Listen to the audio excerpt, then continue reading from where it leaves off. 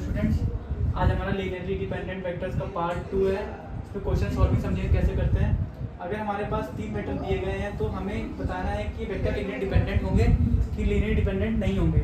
तो ये पहचानने की सबसे हमको 2 चीज़ ध्यान रखना पड़ेगा। अगर हमारे पास वेक्टर का डिटर्मिनेंट, अगर हमारे पास इन 3 वेक्टर का डिटर्मिनेंट 0 हो जाता है तो ये क्या हो जाएंगे, लीनियरली डिपेंडेंट हो जाएंगे।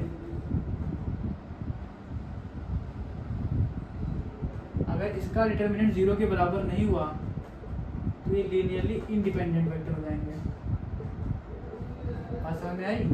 हाँ, इसका मतलब हम इन तीनों वेक्टर्स का क्या निकालेंगे, जब डिटर्मिनेंट निकालेंगे। अगर वो हमारा 0 के बराबर आ गया तो इसका मतलब तीनों वेक्टर आपस में लीनियरली डिपेंडेंट है, वरना आपस में लीनियरली डिपेंडेंट नहीं है। चेक करते हैं। 5 - 2 4 2 - 3 5 4 5 और -7 ये है। इसको सॉल्व करते हैं। ए इक्वल टू अगर ये हमारा हो गया तो सॉल्व करेंगे तो हमारे पास आएगा ये सॉल्व किया 7 के 21 - 25 प्लस 2 टाइम्स ऑफ, इसको सॉल्व किया आया -14 14 - 20 आया +4 10 + 12 ये हमारा हो गया यहाँ -4 - 20 ये हमारा हो गया -34 तो -68 और यहाँ प्लस आ जाएगा 22 22 × 4 88 हो गया। यहाँ पे इन दोनों को ऐड करा -88 हो गया, ये हो गया +88 कैंसिल कराया, दोनों क्या आ गया 0। मतलब डिटर्मिनेंट ऑफ ए कितना आ गया 0 क्या आ गया। मतलब तीनों वेक्टर आपस में क्या है, लीनियरली डिपेंडेंट वेक्टर है। ये हमारा टाइप 1 है। अब दूसरा टाइप देखते हैं किस तरह का आता है। इजी है ये, थोड़ा ध्यान रखिएगा। टाइप 2 हमारी क्या है, यहाँ पे टाइप 2 देखते हैं। टाइप 2 में कुछ नहीं लिखा रहेगा। टाइप 2 में मान लेते हैं जैसे ये लिखा हुआ है यहाँ पे, और ये बोलेगा कि डिटरमिन द वेक्टर इतना इतना एंड इतना u v, इसको u देते हैं, इसको v देते हैं नाम u वेक्टर, इसको v वेक्टर देते हैं। Can be expressed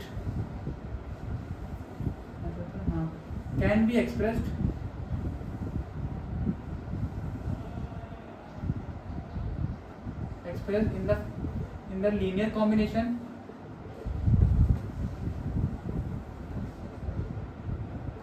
of determine the vector u v can be expressed in the linear combination of w is equal to 4 5 - 7 ये दिया रहेगा। मतलब हमें इस वेक्टर को इन दोनों वेक्टर के लीनियर कॉम्बिनेशन में दिखाना है। इसका मतलब क्या होगा, हमारे w वेक्टर जो है हमारा वो जो है हमारा वो a times of u vector है plus b times of b vector. इसका मतलब हम देखो इसके लीनियर कॉम्बिनेशन को इन दोनों, इस वेक्टर को इन दोनों के लीनियर कॉम्बिनेशन में रिप्रेजेंट कर दिया हमने इजीली। तो हम इस w क्या लिखेंगे यहाँ पे, इसको लिखते हैं मैट्रिक्स फॉर्म में 4 5 - 7 इज इक्वल टू, यहाँ पे a ले सकते हैं, x भी ले सकते हैं, तो a ले लेते हैं, चलो कोई दिक्कत नहीं है। u कितना है यहाँ पे, जो है 5 - 2 4 प्लस b कितना है यहाँ पे, b कितना है 2 - 3 और 5।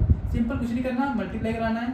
इसको मल्टीप्लाई करा लेते हैं अंदर 5a और इधर कराया तो +2b हो गया, इधर आया -2a -3b हो गया, इधर आया 4a + 5b हो गया।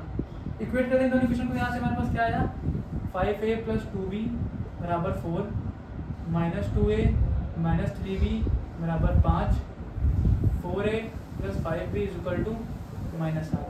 3 इक्वेशन 2 वेरिएबल है, बहुत आसानी से सॉल्व हो जाएगा। कुछ नहीं करना। अगर हम इक्वेशन मान लें, इसको इक्वेशन 2 से सॉल्व कर लेते हैं। अगर हम इस इक्वेशन 1 में जो है मल्टीप्लाई कराते किससे, 2 से, एंड इक्वेशन 2 में मल्टीप्लाई कराते किससे, क्या जाएगा यहाँ 5 से करा देते हैं। अब एंड ऐड कर देंगे दोनों को, तो क्या आएगा यहाँ हो जाएगा हमारा 10a + 4b = 8।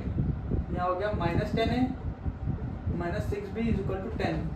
तो ऐड कराया, ये कट जाएगा, ये 4 था 6, -2b बचा, यहाँ ऐड कराएंगे 18 हो गया, b = -9 आ गया। वैल्यू पुट कर देंगे, -2a minus 3 times of -9 is equal to 5 -2a plus 27 हो गया is equal to 5 -2a is equal to 5 -27 a is equal to 22 minus का बाई -2 हो गया, माइनस कट गया, a की वैल्यू कितनी आ गई यहाँ पे 11, a की वैल्यू कितनी आ गई 11, हमारे पास a की वैल्यू b की वैल्यू कितनी आ गई 11 -9।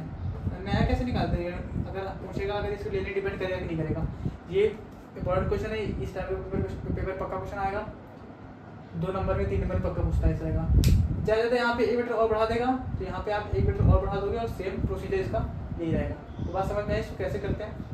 तो आज के लिए बस इतना ही, इसको ध्यान से देख लीजिए, नोट कर लीजिए। Thank you.